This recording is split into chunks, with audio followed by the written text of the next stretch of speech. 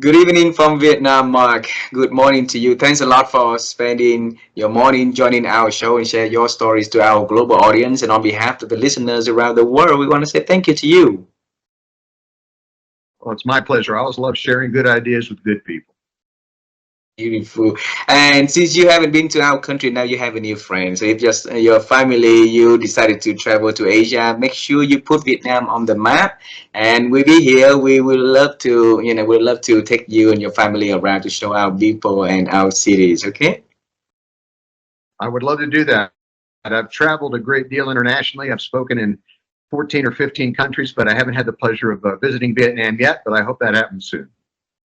Yeah, I hope so too. There's a lot of leaders listening to our show from Vietnam, so hopefully that some of them will, we enjoy having you to their organization for the big events for them, the company. Who knows, well, who's watching, right? You never know. You never know. You never know. But for the little taste of our culture, Mark, it's very honor for our audience to have you to do a little introduction about who you are and the works you are doing. Would you do that first, please? Sure. Well, when I was a little kid in the single digits, my dream was to be a rock star. The problem was I never learned to play an instrument. And I think that's the problem with a lot of dreams. We have dreams, but we don't do the work. We don't invest the time to develop the skills. Well, my second goal happened when I was about 10. I was in a speaking contest.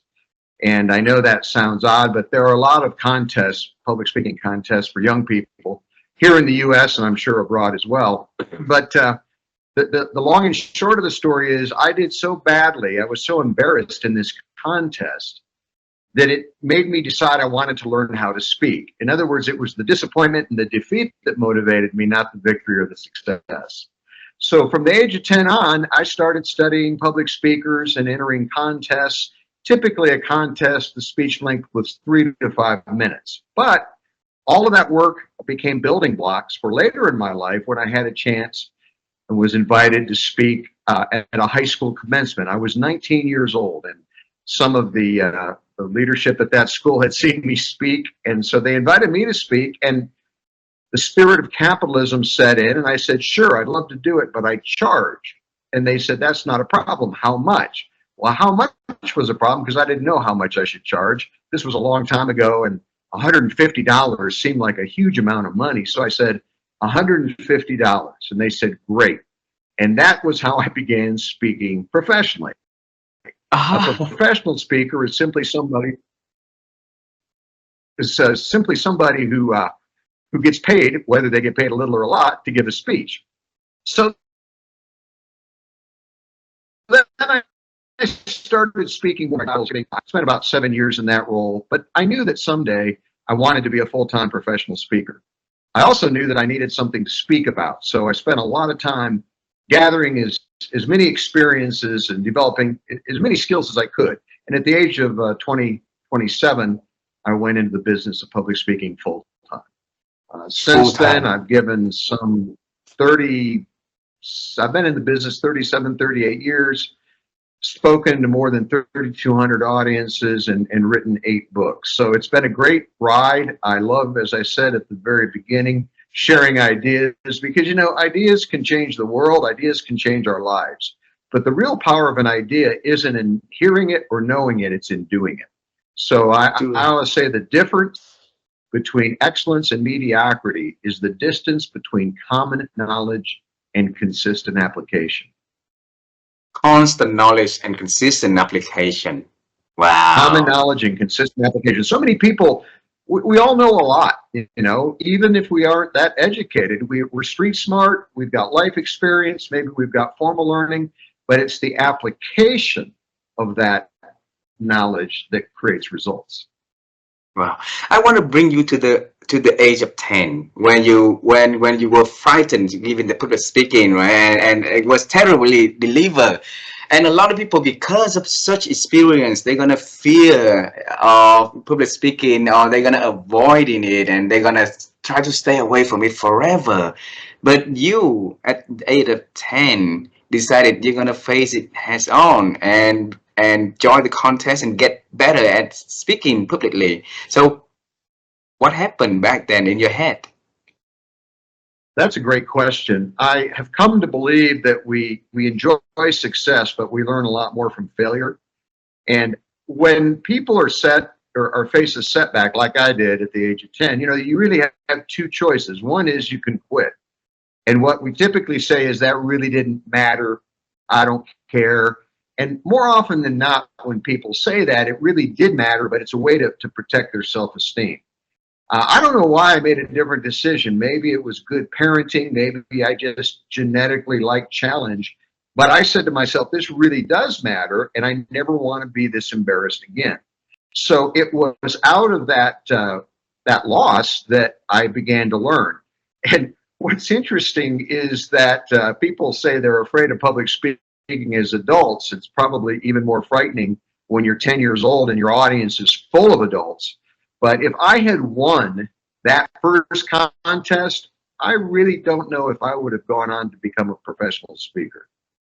And at the age 19, when you got a chance to be and charge $150 for your speak for the first time, okay, there could be any Yeah. number in why the 150 resonated back to the 19 years old Mark. Well, I had a roommate in college who worked at a fast food restaurant. And I think at the time he made $150 every 2 weeks. And he smelled like a French fry when he came home from work. And, you know, it was hot, hard work. I respected him for it. But I remember thinking, wow, maybe I can get paid in a 30-minute speech what he gets paid to work 2 weeks in fast food. And I think, I'm not sure, frankly, but I think that's maybe where I came up with the number. Wow. He went on to become a great success, by the way. He doesn't work in fast food anymore, but he did go on to become very successful in finance. And that at that pivotal moment, Mark, you can still doing so many other things in your life, right? You could be a salesperson, a marketer, a computer scientist also, but you decided, okay, from that point forward, you're gonna become a professional public speaker.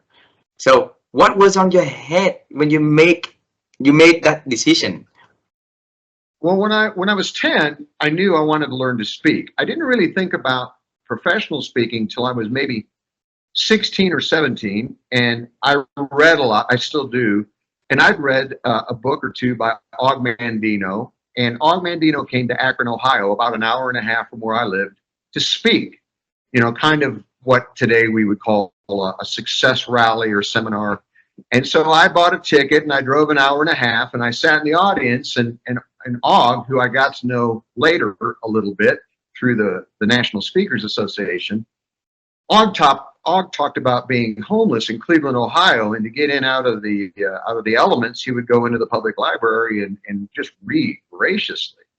And of course, the rest of his story is he later went on to become one of the best-selling self-help authors of all time and a very successful speaker. And that's when I realized that's what Og now did for a living. He gave speeches. And that's really where the idea of the skill and the money came together for me. I didn't know how I was going to do it, but I was lucky because early on, probably at the age of 18 or so, I joined the National Speakers Association. Now there's the Global Speakers Federation, but back then, the National Speakers Association was a very new organization. And what I decided is, even though I wasn't a professional speaker yet, I wanted to learn how to be, so when the time was right, I could. A really important lesson in life is to learn what you need to learn before you need it. If you wait until you need it, then you've got a lag time. If it takes you a year to learn something and you don't start learning it until you need to know it, that slows you down by a year. So I learned about the business and the stagecraft of professional speaking, and that's why I didn't go full-time until I was 27, but I was laying the foundation of doing two things: getting experience in business, because even to this day, I don't call myself a business speaker. I call myself a business person who speaks, because business, finance, economics, those are my first loves and my greatest knowledge base. but I was gaining the experience and developing the skills. So at a pretty young age, 27, I could become a full-time professional speaker. Beautiful. Then writing. What happened to the writing? You know, speaking, but writing was never a dream when you was young, right? One digit age, No. no. Two digit age, also not. So when writing become a profession, the love. While I was in college, I worked part-time for a magazine. And even though I later went into sales, at the time I had been hired to do some editorial work. And they would let me drive to places and interview people and write articles. And I learned that there is a difference, but it wasn't a complete difference between the spoken word and the written word. They're two different skill sets, but they're close enough that you can use some of the same skills in both places. So I started writing, found out I was an okay writer back then. And it was about 1990 when everyone in the speaking business believed, and it's still true, at least partially, that you needed a book, that the book would help grow your business. And so that's when I started writing. My first book I wrote with a small publisher, and it didn't sell a lot, but whenever I spoke for a client about the topic of teamwork, they wanted a copy of the book. So the book was more of a marketing piece or a value add than it was a lead for me. Well, the next book, I wrote a few chapters for some anthologies. I participated in some projects, but it wasn't really until 2004 that I published The Fred Factor. And that was picked up by, at the time, Random House. And that was a story that happened to me back in 1988. But all those intervening years, I couldn't get a publisher to be interested. And today, we just relaunched, when I say today, last Saturday, a week ago Saturday, we just relaunched the 20th anniversary edition of The Fred Factor. And it sold about 2 million copies internationally. It's been a bestseller in India and China. I don't know, I'm not sure. The book's in about 20 languages, so I'm not always sure what language it's in. But have you ever seen The Fred Factor there in Vietnam? We have a copy in English here in Vietnam, but the translation I will double check. And it's worth to talk to a publisher over here to see if it's yet translated. This is a good way, you know, good one for them to start investing their time to do it. So I'll talk to some people here next week, because we're gonna have a meeting anyway with two of the largest publisher anyway. So I'll talk about that one, Oh, and then if they find it interesting, I will introduce to you. Okay. that'd be terrific. Thank you. Tell me and tell the audience, what did you do differently? That, you know, anything you touch, you make it really, really outstanding result. If you becoming a speaker, you become the top of the you know, on the top league, and if you in the author, then you have a best-selling books. What did you do differently? Well, part of it is luck. You know, people say you make your own luck, and that is partially true, but sometimes there are just things that happen that are fortuitous. I feel very fortunate. I'll answer your question in a minute, but you know, my books have sold well. I'm not a Hemingway-like author. I mean, my prose is not, you know, that level. But what I try to do is I try to write for the common man or woman, someone like myself, someone like you, because we're all ordinary people when we wake up in the morning. And it's not that we were born extraordinary. We become extraordinary by what we choose to do. And so I like writing books that help people. I'm not, you know, I would love for fun someday to write fiction, but it would take me a long time to learn that skill set. I think that, the reason I'm successful is persistence. I've always said I'm never going to be the most successful or the smartest or the strongest or the best looking, but I will always try to be the hardest working person in my business. So I grew up on a farm, and when you grow up on a farm, hard work is not an option. Nobody ever asked me if I wanted to work. I got up every day when there were cows to feed or hay to bale or crops to plant. And it was a blessing because I just thought hard work was the only choice. So I learned to work hard early on, and I learned later that it's where you direct that hard work. I directed that towards speaking and writing, and I have had as much or more failure as anyone, but you don't notice the failures, you notice the successes. So it creates the perception that, everything, you've done has been successful. I don't want to get into, there's too many stories, but I've had enough failures that it's helped me become more successful, because every failure you learn what not to do, or you learn what to do differently. So tell us one time is the biggest failure in your life and how you deal with that, though. Yeah, I've been asked that question many times, and I've had I ran for the board of directors for an association, and I was really disappointed when I didn't get nominated. But years later, when I did get nominated and then went on to become the national president, I realized that if I had been nominated too soon, I wouldn't have had the maturity or the network to be as successful as I was later. So at the time I was disappointed, but I believe everything works together for good, and we don't often see it until years down the road, and sometimes we never see it. But I kind of live by faith that that is the case. When I was in college, I ran for the president of my fraternity and was not elected. I was beaten by somebody that I thought didn't have the leadership skills, but obviously the people that voted for him thought he did. And that in itself was a big disappointment. But what I learned is, because I didn't want to be seen as a bad loser, I took on a job with what they in the fraternities Greek world call rush chairman. You're the recruiter, you're the salesperson for the fraternity. And I took it on for the wrong reasons. I took it on because I didn't want to be seen as a sore loser, not because I wanted to do it. And so there was a big disconnect between the commitment and enthusiasm I brought, and I didn't do a good job, and I accept responsibility for that. But what I learned is you've got to be very clear on your commitment and motives, because if you do anything for the wrong reasons, and that's what a lot of failure is, doing the wrong things for the wrong reasons, it can backfire. So again, I was able to extract a lesson from that so that I didn't repeat that same mistake again.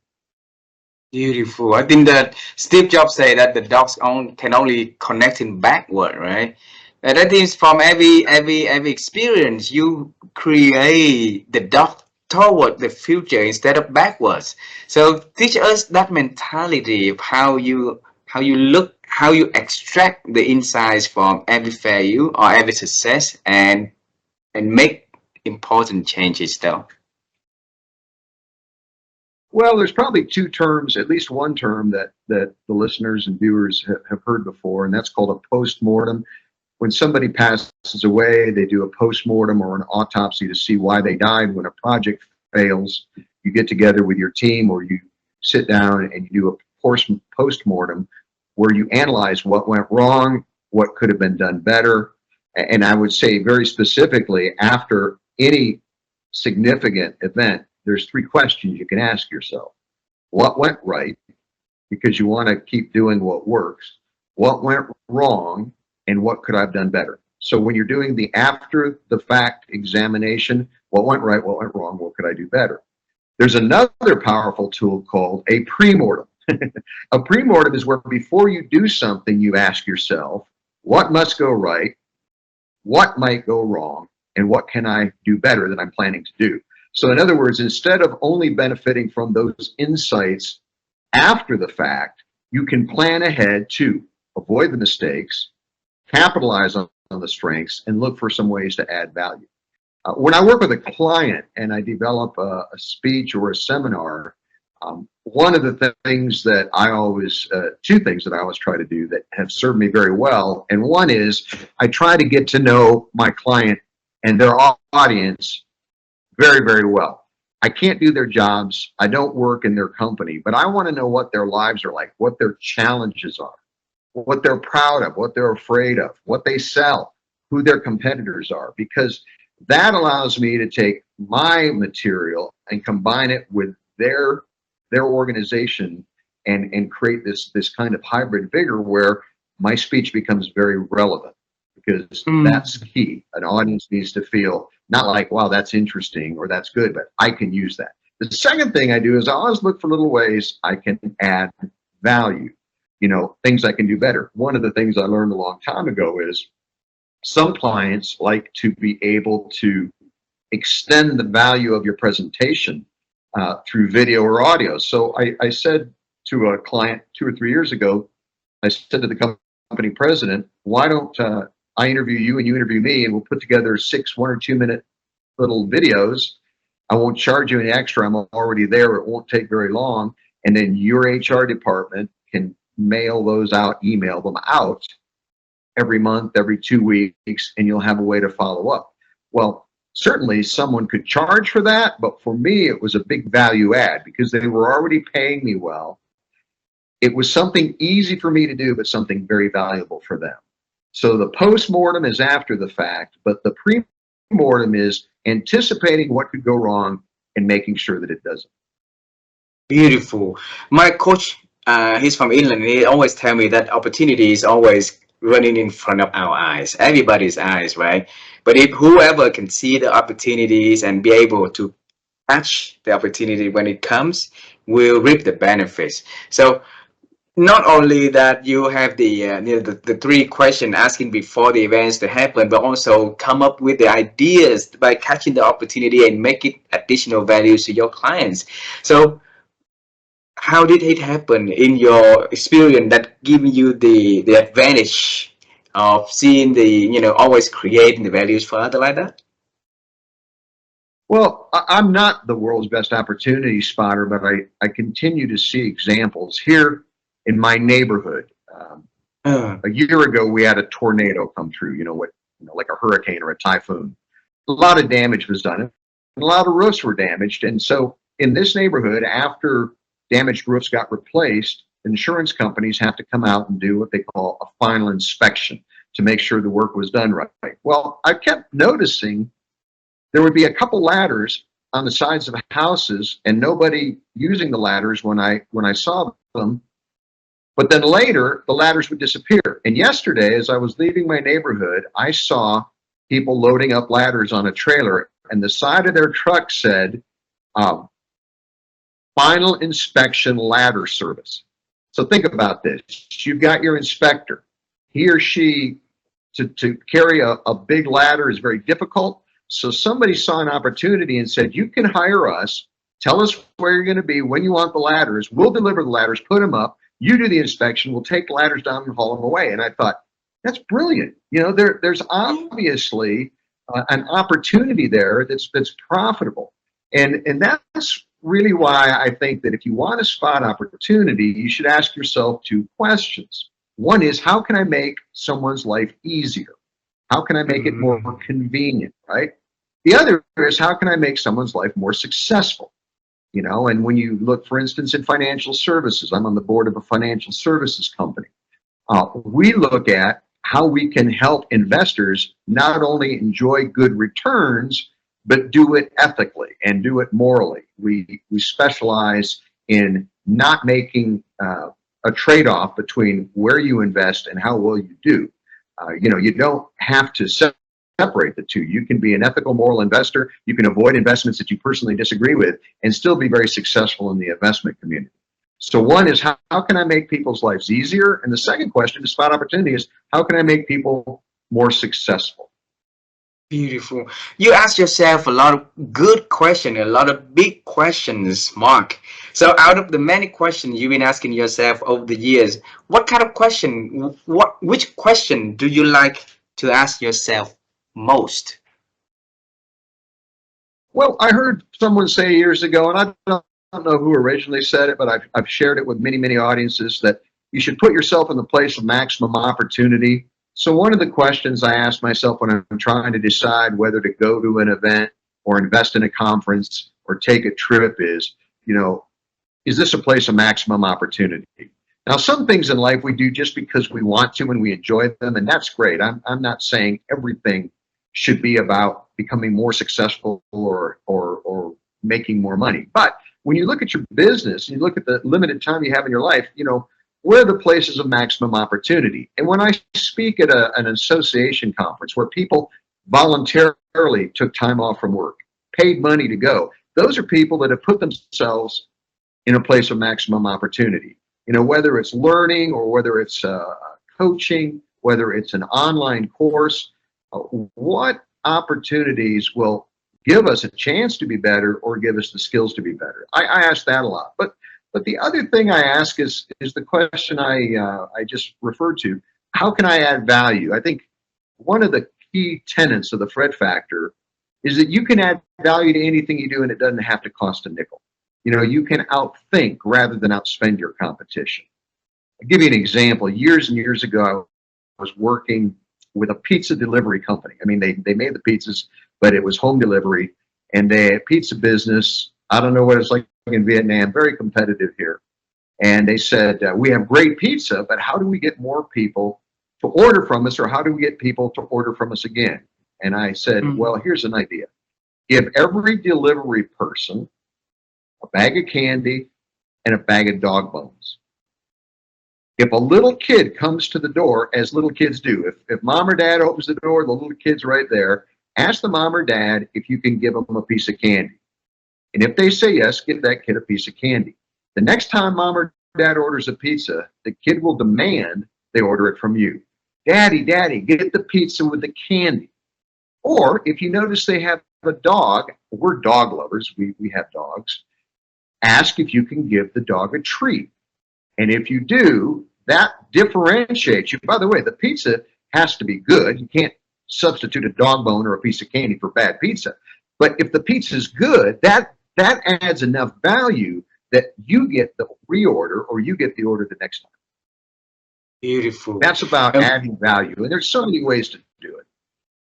See, those little things, if we can add on to what we are doing every day, right? And little improvement like that will lead into extraordinary result, and which leads to this conversation we're having today. Because I'm intrigued by what you put on your profile. Is you have a framework that can help people to be extraordinary. Okay, tell us about that framework. I think people think extraordinary is a giant leap. But if you think about the word, it doesn't say massive ordinary, it says extraordinary. It's a little bit more. Sometimes you can be extraordinary by doing a lot more. But my fellow speaker, Peter Vidmar, I learned from him years ago. He was an Olympic athlete. He said people think that people who win a gold medal at the Olympics must train 2 or 3 hours more than their competitors. He said they can't. They're already training at a high level. There's no 2 or 3 more hours you can train. He said it's the extra 5 or 10 minutes on the mat that makes the difference. It's that little extra.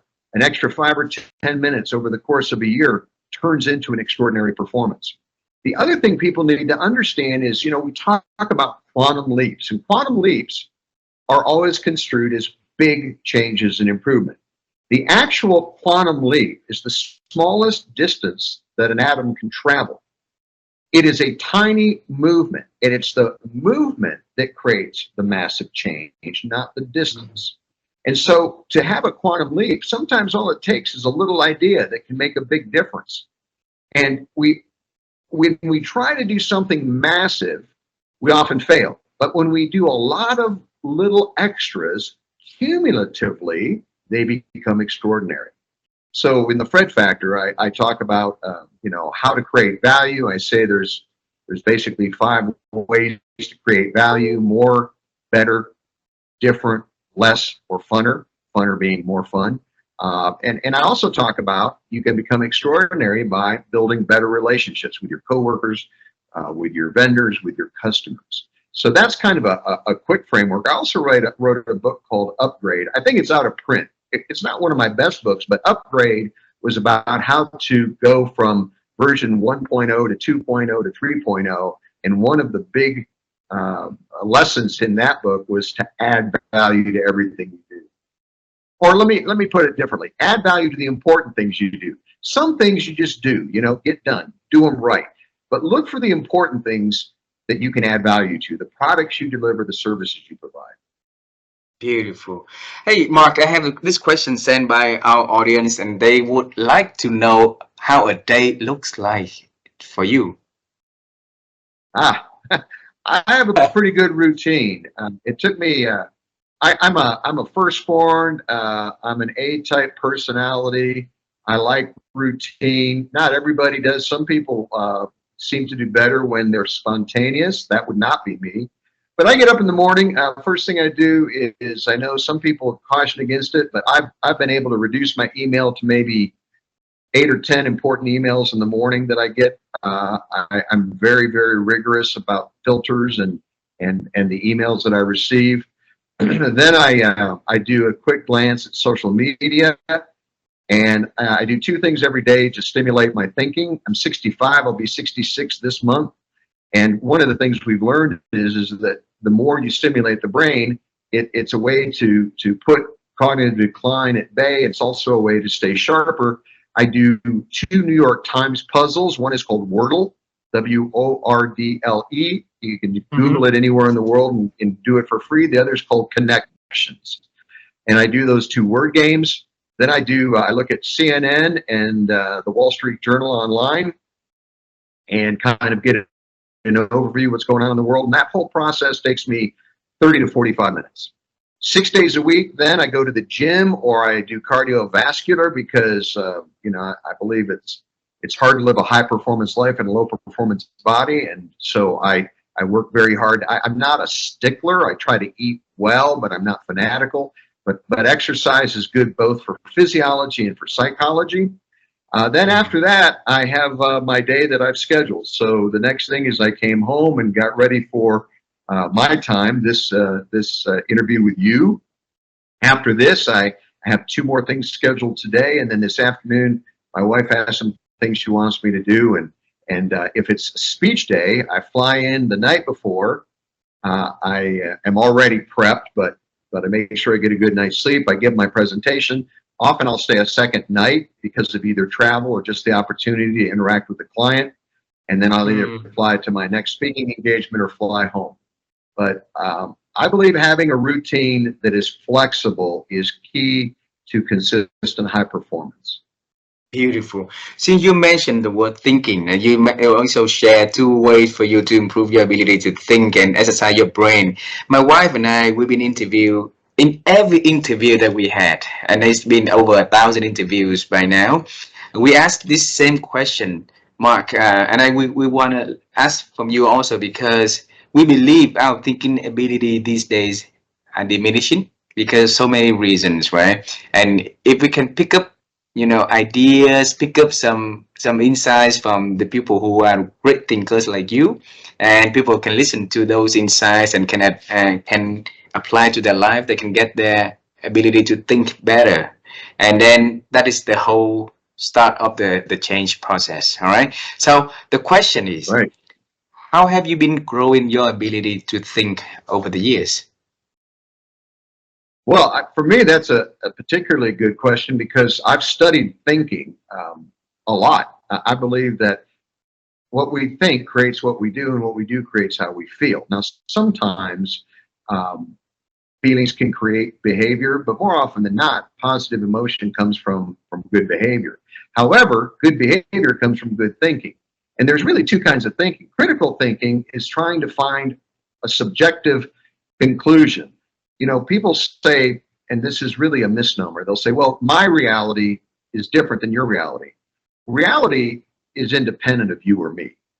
My experience, my opinion, my conclusions, my emotions from that reality may well be different.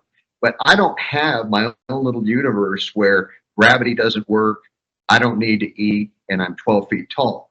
So somebody once said that critical thinking or that good thinking is about the pursuit of reality.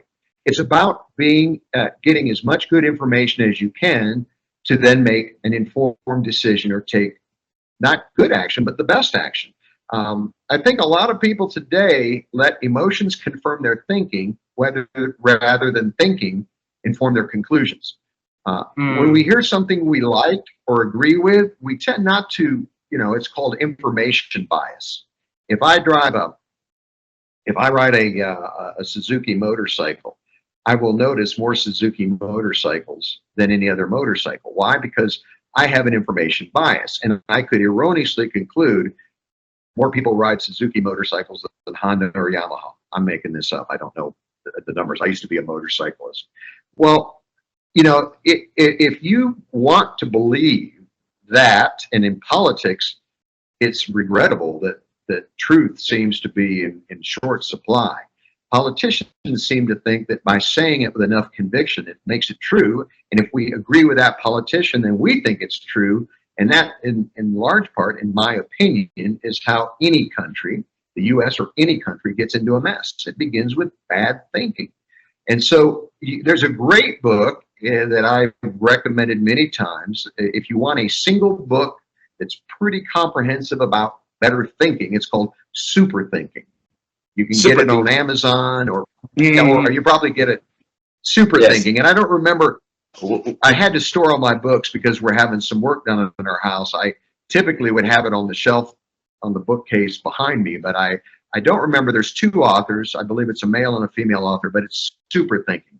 And it's not just a book you sit down and read. It's a book that you jump around in and you learn about thinking. By the way, if people are interested, I write about thinking some at my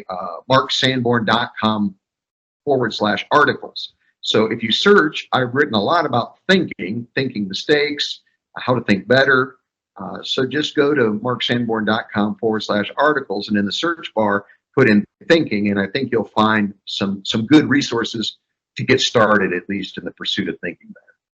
Beautiful, beautiful. I definitely will do that, and I definitely will promote the website so that the people can go there and learning from your insights also.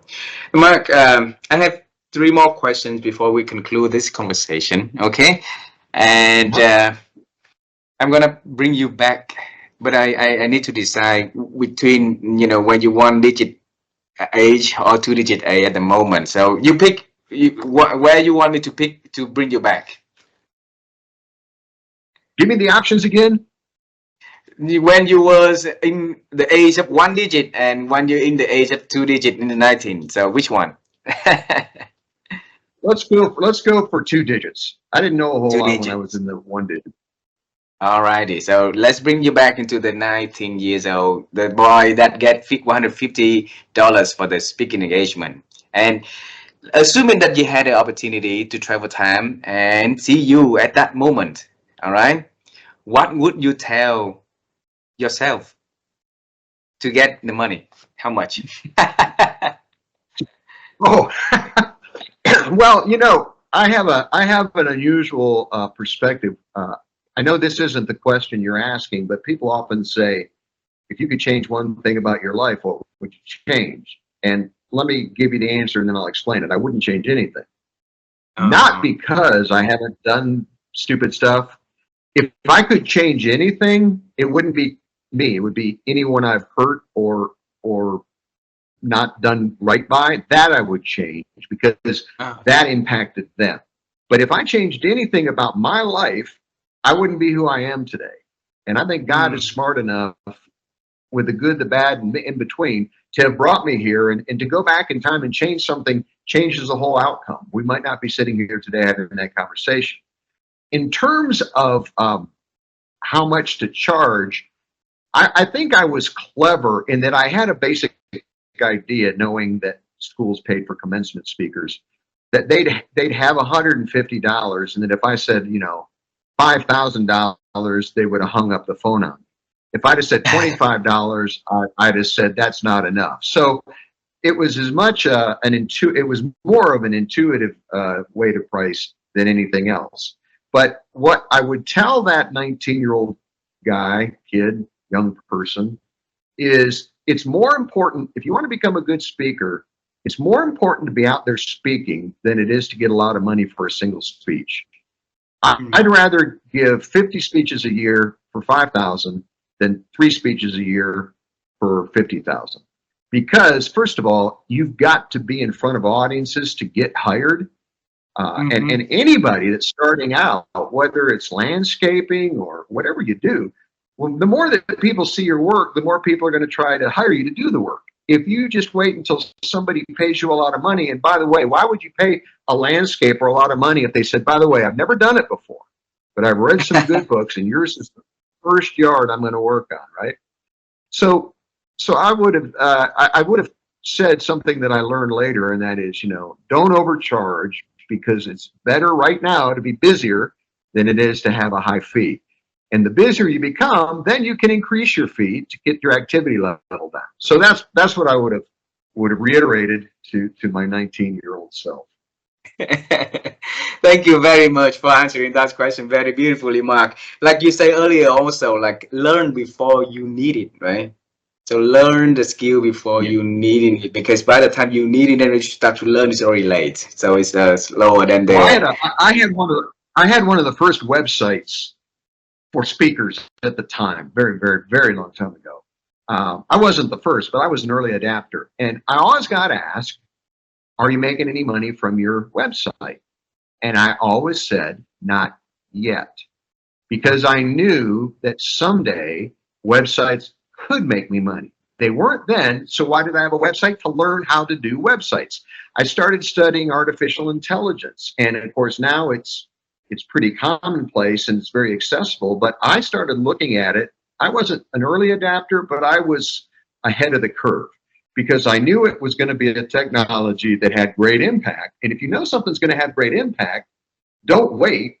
Figure out and learn as much as you can before it does. The second question, Mark, is about writing. It's been a few years of quieting without any new books from you. So when are you going to introduce a new one for us? My last book came out just before COVID in September of 2019. It's called The Intention Imperative. And I'm not sure I'm going to write any more books, but I do continue to write a lot, and in shorter pieces. And most of it is either at LinkedIn, and anyone that wants to connect and LinkedIn, just reference this show. And I do publish there regularly. And the other thing is what we used to call blogs, and now we call articles. So I don't know. I don't want to, never say never, but I don't know that I'm going to do another book. Writing books is fun. Selling books is hard. It's not enough to have a book if nobody reads it. So having a good book is only half of the formula. The other half of the formula is getting a lot of people to buy that good book and to actually read it. Yep. The last question is about the future. Okay, so we travel the past. We know what you do in the moment. It's not fair. We're not talking about the future. Okay, so is there anything that exciting you are working on you want to share with me and the audience so that we can celebrate with you in advance? There are a lot of things I'm excited about. I'm excited about both my sons. My wife and I have our oldest son is a Marine aviator, and he's about to get his wings and will be flying the most advanced jet airplane in the world. So I get excited about people who I love and what they get excited about. Our younger son is a realtor and an owner in a rental property that we own as a family, and he's learning the real estate business and the rental property business. I'm excited about that. In terms of what I'm working on, being on the board of this new startup financial services firm, the founder, it's his second act. He built a very successful firm and sold it. Now that his non-compete has expired, he's building another firm. And I'm excited about that because I'm a customer, so I have skin in the game. And by the way, Nassim Taleb says, don't give your money to people that don't have skin in the game. You might want to ask somebody not what stocks should I buy, but what stocks do you own if you want to know whether or not they have skin in the game. So I'm excited about the opportunities there. But I just continue to be excited about learning. I'm fortunate. My mom and dad were both big on education. My mom was a teacher. My dad was an avid reader. And I think other than loving me unconditionally, that one of the greatest gifts they gave me from a very early age was just a love of reading, but more importantly, a love of learning. So that still Wow. gets me excited every day. You know, I'm at the point in life where I've been fortunate. I don't have to do anything, but I don't want to not do something. And so I look for things, whether it's philanthropy or whether I'm very involved in investing, venture capital, also some angel investing that I'm doing now, and helping people grow businesses. So even though I'm the oldest I've ever been, life's as exciting as it's ever been. When is your birthday in June? June 28th. June 28th. I marked my calendar to say happy birthday to you on that day. But since we are on live in here, so I want to say happy birthday in advance to you, Mark. And it's been a great honor to knowing to connect with you. There's a lot of learning for me today and for the audience also. I thank you for being so generous to spend time to share a lot of good things for us to make ourselves getting better every day, a little bit better, a little bit better, right? And that's how we become extraordinary, like you say. So thank you very much.